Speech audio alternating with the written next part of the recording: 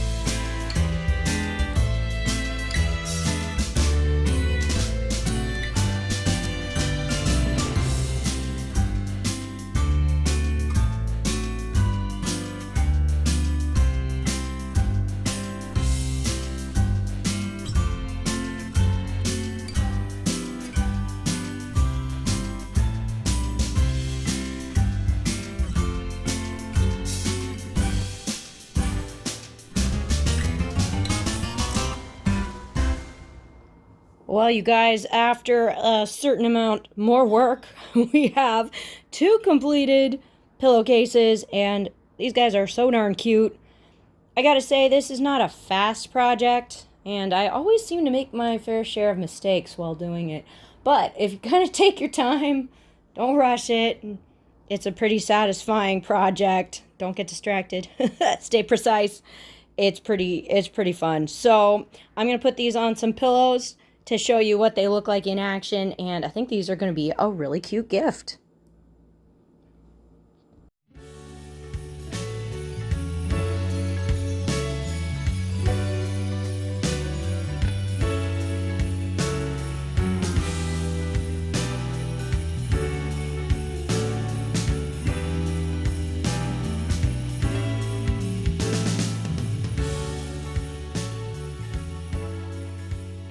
Hey guys, well, I think it is time to turn some plain pillow forms from the craft store into some cute, seasonally appropriate pillows by making some pillow covers. Now, I do recognize that this pillow cover is not currently seasonally appropriate. I made it this summer because I got this really cute fabric remnant, and it's adorable. So I just made an envelope-backed pillow cover. Basically, you're making a really long rectangle of fabric, which I'm using some scrap paper for. And then you fold it over itself with some overlap, like an envelope would be. And then you sew That closed, so it closed on the bottom. Turn the whole thing right sides out. And well, of course you have to hem the edges, but then you get yourself a pillow cover. I'm thinking, let's take a size about this size. This is, I think, a 16-inch pillow. And let's make some pillow covers using this adorable cotton remnants I got. Has holly leaves, berries, and the pine cones. So cute. I love it. I think if I make a couple of these pillow covers for some pillows about this size, that would be a really great gift for a family member. I tried to make seasonal pillow covers for my grandmother, and I haven't made her some Christmas ones yet. So I think that could be a really cute. Now, of course, I did not invent this cool envelope back pillow method. So I'm going to link you down below to my favorite tutorial and one of my favorite sewists on YouTube. And she's going to walk you through how the whole process works. Her explanations are amazing. And one thing to really importantly note is the size to use for different pillows. Like, she tells you exactly what size fabric strips you need. You actually make it a little smaller than you might think you would. And yes, that is important. I've learned my lesson. So definitely, if you're interested in this, doing this project yourself, check out her tutorial because it is amazing and it taught me how to do this. And I love it. So I'm actually going to go rewatch that tutorial and iron some fabric and get to making some pillow covers.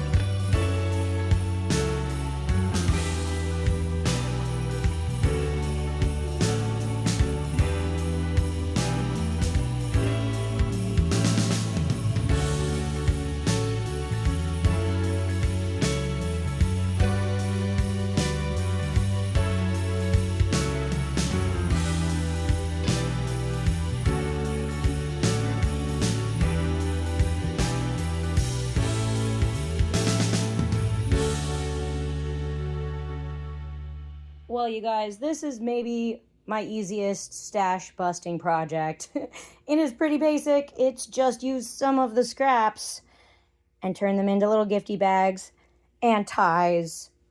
It's sustainable, it's cute, and I definitely have a little extra fabric. And this is not quite enough to make another pillow, so I think I need to do that. You can tell I've cut out a couple strips with this fabric already.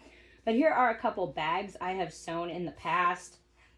I just use rectangles of fabric and sew up the sides. I'll often use my pinking shears and trim the top, sometimes the selvages with my little crinkle cut scissors because it looks cute. Also helps with the fraying. And then yeah, put something in there, tie it up. You could also just use ribbon or scrap yarn is nice for that as well. But that's cute. I actually first saw this idea when I was a kid because my aunt would do this and I kind of thought it was brilliant. And so yeah, Auntie Mug, you're brilliant. I think her strategy was to buy clearance holiday fabric after Christmas and then use it the next year for wrapping items. And of course she would make big ones, small ones in the middle, and we would reuse the bags. So thank you for that idea. I definitely have a little more fabric to use. You can, of course, do this with non-holiday fabric, too. but it's cute and we like it. Well, it's not a cozy holiday gift video if we're not making some cute stocking stuffers and doing a little stash busting at the same time. Hey, if you guys have been around on the channel for a while, you know I love making scrunchies. I like wearing them. They're a really fun gift to give away, and they're great for using up scraps of fabric. I actually have some remnants from a couple previous projects ready to go here. These guys have been sewn into a tube. My pieces of fabric here are about 4 inches wide, and I think this guy's about 21 inches long. You can make them a little bit smaller. I like my scrunchies a little fluffy, so I tend to make them a little bit bigger if I have fabric. I've even made these closer to 5 inches wide, and then I'm using about 1/2 inch seam allowance. It doesn't take a whole lot of fabric to make something cute, which we love. So I have sewn these guys, of course, along the top to make a tube. However, I have also left a little gap. And that little gap is our secret for how we're going to turn these tubes into a donut shape, and then how we're going to turn them right sides out again to hide the raw edges. And then, of course, we got to use that little gap to insert elastic before we sew the gap closed and turn this into our little buddy here.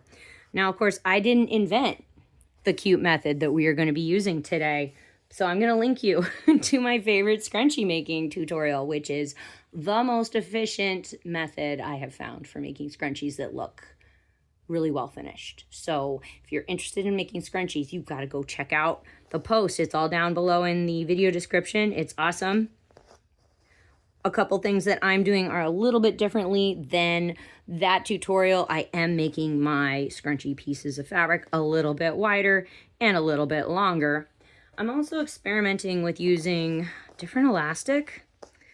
I have in the past traditionally used 1/4 inch elastic, and that's fine, but I have realized that as I've worn the scrunchies over time, the 1/4 elastic seems to kind of curl up a little bit on the inside of the scrunchie, and it doesn't hold my hair as well. So I'm thinking I might try using some 1/2 inch elastic. And I know that feels kind of stiff, but I think it might work a little bit better on my hair. My hair is thin strand, but there's lots of it. So this might vary, of course, according to your hair type, which is most comfortable and which stays in your hair the best for you. But I think today I'm going to be trying out this one just to see how I like it. If you're doing this tutorial for the first time, of course, you could just stick with the 1/4 inch, follow the directions in the tutorial, and do the standard way, and then just see if you want to modify it from there. Okay, I think it's time for me to rewatch that tutorial and start sewing these guys up.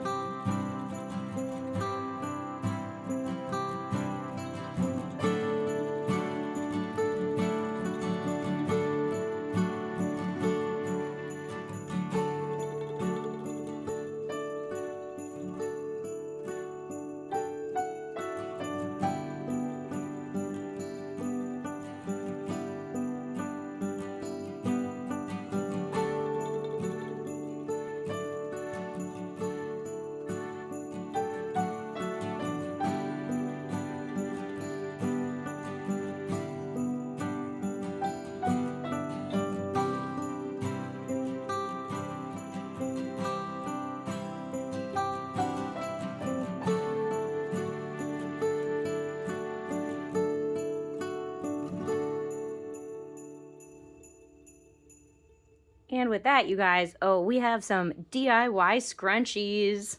One of my favorite projects. They're very cute and they're comfortable to wear. I did a lot of experimenting with these guys because I was trying out that new thicker elastic. I ended up using about 10.5 inches of that 1/2 inch elastic, which sounds like a lot of elastic, but I kept trying it. I'd put it in the scrunchie, try it on, twist it, 3 times around my ponytail, see if it would hold my hair but not be too tight.